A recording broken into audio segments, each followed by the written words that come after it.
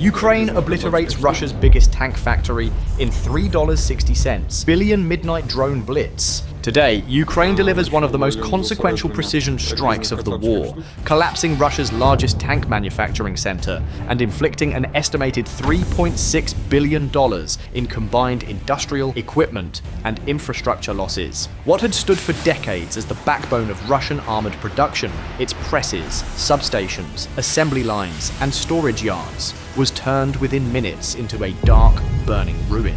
Using weather, timing, and layers of deception, Ukraine overwhelmed one of Russia's densest air defense zones and shattered the belief that distance meant safety. Low-cost drones proved they could outthink billion-dollar systems. To understand how this entire machine was dismantled, the story must return to the beginning. At 3:17 a.m., the vast Uralvagontovod tank complex in Nizhny Tagil was no longer behaving like a living factory. Power had just failed, hydraulic systems were venting into fire, and the night sky above the press shop pulsed with orange light reflected off low snow clouds.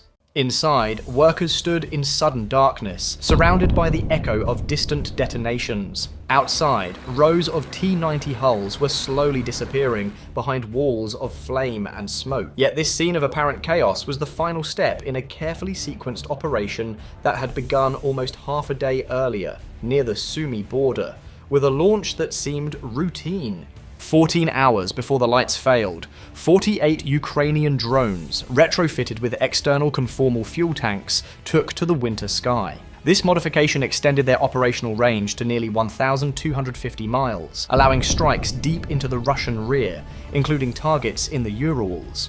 The demanding flight plan exploited gaps in radar coverage and pre-mapped terrain features. To bypass multiple overlapping radar belts, the swarm descended to just 40 feet above ground level, an almost suicidal altitude for a human pilot. The drones, however, utilized CRPA anti-jam GPS antennas to maintain clean satellite signals, despite Russian electronic warfare interference. Laser altimeters scanned the terrain 500 times per second, enabling the swarm to precisely hug the contours of valleys and ridges. The storm that blinded Russian observers became a tool rather than a hazard. Snow and cloud blocked visual spotting. Bitter wind cooled composite fuselages until they nearly matched the ambient temperature, reducing thermal contrast. Acoustic signatures were swallowed by the weather. By the time the drones neared Nizhny Tagil, the blizzard itself had become part of the Ukrainian plan. At 3:10 a.m., the first phase of the assault began. 18 Beaver drones, configured as decoys, executed a pre-programmed starburst maneuver directly over the primary engagement zone. They climbed to 2,000 feet, deliberately placing themselves where radar would see them. Each carried Lüneburg reflectors, tuned to enlarge its radar cross-section to roughly 25 square feet, matching the signature of a Storm Shadow cruise missile rather than a light propeller drone. To the S-400 battery commander at the Nizhny Tagil south site, the radar picture was clear. Nearly 20 apparent cruise missiles approaching at around 95 miles per hour. Russian S-400 crews followed protocol, firing two multi-million-dollar 48 N-6DM interceptors at incoming cruise missiles, decoys, instantly destroying them. Despite the cost imbalance, operators prioritized preventing a perceived strategic strike. By 3:12 a.m., the S-400 had expended 12 interceptors, nearly emptying 3 launcher packs, effectively exhausting their high-end ammo on decoys before the real threat arrived. Simultaneously, Pantsir S one-point defense systems neared their limit. At position Alpha, a commander switched to 30mm autocannons to conserve missiles. One Beaver decoy exploded, its fireball temporarily blinding the Pantsir's infrared optics for 6 seconds, forcing near-blind firing that expended their ready ammunition drum. By 3:13 a.m., both Southern Panzer crews were reloading in the freezing wind, their defenses quiet at a critical moment. As the last decoy fragments fell into the snow, the engagement zone looked clear. The radar picture had cleaned up. Flaming debris marked where missiles had been destroyed. Russian commanders began reporting a successful defense. They believed they had defeated a serious strike. In reality, they had walked into the first layer of a trap. By winning the opening engagement, they had created the conditions for the next phase. At 3:14 AM, the S-400 search radar display suddenly degraded into static. A second wave had arrived. 12 modified UJ-26 Beaver drones, this time carrying 15-pound disposable jamming pods instead of warheads, took up station in a loose circle at about 1,500 feet over the target area. Their capacitor-driven systems were designed to dump their entire energy load in just 6 minutes, flooding L-band and X-band frequencies with powerful noise. To the radar receivers, it was like having a spotlight shone directly into night vision goggles. Pantsir operators' radar scopes were jammed, showing thousands of false targets, causing automatic tracking to fail. Electro-optical backup was unusable due to heavy snow and the drone's cold thermal profile, blinding Russian air defenses electronically and visually. While crews attempted reboots, they missed the sound of 18 Lutai strike drones approaching at 110 miles per hour, just 50 feet up, masked by the overhead jammers. The decisive wave was now seconds from the factory perimeter. At 3:16 AM, the Russian air defense commander recognized that he was losing the electronic fight. The jamming drones had not only blinded his radars, they were almost certainly covering the approach of something heavier. He issued a risky order over the radio: override safety protocols and fire on the jamming sources using optical guidance alone. On the ground, Pantsir crews obeyed. With their screens still filled with static, they slewed their launchers toward faint silhouettes between clouds and fired 57 E-6 missiles in optical mode. Nearby Tunguska units added quad 30mm cannon fire, filling the sky with explosive tracers. The jamming drones, programmed not to survive, disintegrated upon impact, releasing metallic chaff and triggering secondary magnesium charges instead of clearing the air. This dense, conductive cloud overwhelmed restarting radar systems. 2 Pantsir units crashed, and S-400 consoles froze. This critical 1-minute vulnerability above a heavily defended Russian industrial site was the heart of Ukraine's plan. At 3:17 AM, the Lutai strike force surged through the dead zone. These were not lightweight decoys. Each Lutai was a 14-foot drone carrying a 110-pound shaped charge warhead, built to pierce hardened targets. The GPS environment was so saturated with interference that satellite navigation was unusable, but each Lutai carried a Honeywell-grade ring laser gyroscope with a drift rate under 3 feet per hour, allowing it to fly on inertial guidance alone. They were flying on pure calculation, indifferent to the noise around them.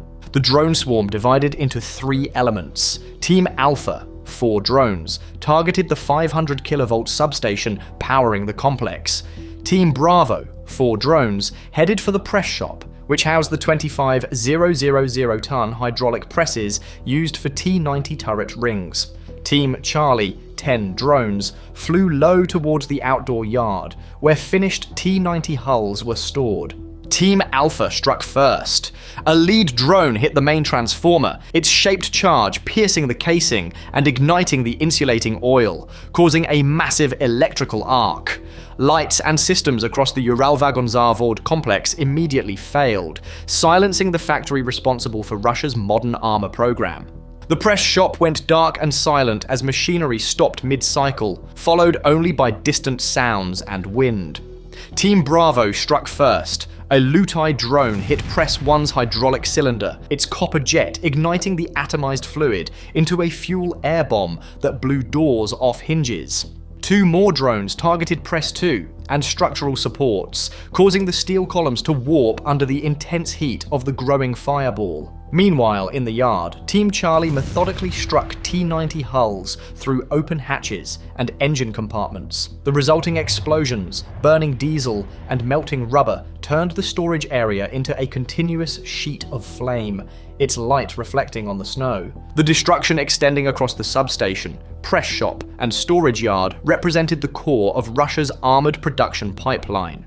Analysts later assessed that the ruined transformers, the 2 irreplaceable 25,000-ton presses, The destroyed T-90 hulls, damaged equipment, and months of lost manufacturing capacity together accounted for approximately $3.6 billion in losses.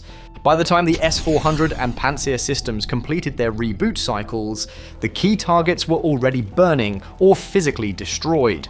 Radars regained clarity, only to display empty sky and heat plumes from fires they could not extinguish. Snow fell quietly over what had been, minutes earlier, the most important tank factory in the Russian Federation. The strategic impact reached far beyond the immediate damage. Only 4 presses of this class existed in Russia. Without them, Uralvagonzavod could no longer forge turret rings for T-90 tanks in a single piece of steel. Production would need to revert to older methods, casting smaller segments and welding them together. That shift would triple manufacturing time for critical components and leave the resulting armor structurally weaker, by some estimates up to 40%, compared to forged equivalents. In practical terms, Ukraine had forced Russian tank engineering back toward mid-20th century standards. The shock traveled rapidly through Russia's broader defense industry. Thousands of subcontractors in Omsk, Chelyabinsk, and other industrial centers saw their largest orders effectively frozen. Warehouses would begin filling with optics, engines, gun barrels, and components that could no longer be assembled into finished vehicles at the expected pace. Transport routes planned around steady deliveries of T-90 hulls now terminated at a factory that had become a smoking crater.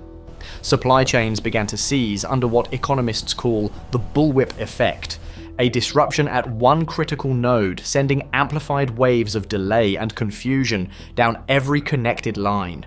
By 6 AM, videos filmed by local workers had appeared on Russian social media and messaging channels. The images did not show triumphant air defenses. They showed the silhouette of the world's largest tank factory burning in the dark. In comment sections, ordinary Russians asked simple, pointed questions. Where was the S-400? Why was the factory unpowered? How had Ukrainian drones reached so far into the Urals? The long-cultivated myth of an impregnable Ural fortress began to erode in real time. The financial calculus was as stark as the imagery. Ukrainian planners had likely spent in the region of $2 million to field the full swarm of decoys, jammers, and strike drones. In return, Russia lost a critical industrial asset assessed at $3.6 billion, along with at least half a year of normal armored production capacity. Ukraine also gained something less visible, but just as important: operational breathing room for its forces at the front, while Russia struggled to repair both machinery and confidence. This operation was more than a successful drone raid. It was a demonstration of how layered tactics, precise sequencing, and relatively inexpensive technology can neutralize and then destroy a heavily defended strategic target. It showed that in 21st century warfare, a state does not need a vast manned air fleet to cripple a superpower's war industry. It needs accurate intelligence, adaptable engineering, and the willingness to fly into a blizzard. Ukraine's strike on Nizhny Tagil stands as a turning point in the contest between cost and capability, with an estimated $3.6 billion in Russian losses traded for a fraction of that in Ukrainian expenditure. The question now is whether Moscow can rebuild and adapt its defenses before another deep rear asset is targeted, or whether this will mark the beginning of a pattern that steadily erodes Russia's ability to wage modern armored war. Thanks for watching, and subscribe for more videos like this.